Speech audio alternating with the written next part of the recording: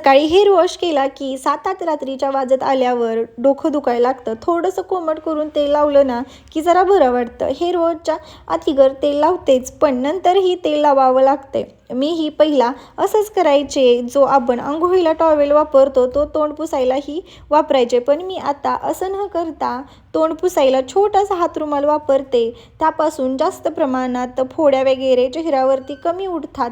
तुम्हीही नक्की ट्राय करून बघा, रिझल्ट तुम्हाला नक्कीच मिळेल. सकाळचा तर मी चहा स्किपच करते, पण आहोमुळे रात्रीचा चहा घ्यावाच लागतो. स्वतःमध्ये थोडासा चेंज म्हणून दिवसभराच्या कामातून थोडासा वेळ काढून स्वतःसाठी हा मेकअप करून बघितला आणि काय तो एवढा भारी झाला ना की काय असं वाटत होतं की बघतच राहावं. मला तर खूप आवडला आणि तुम्हाला आपल्या चॅनलवरती व्ह्यूज तर भरपूर येतात.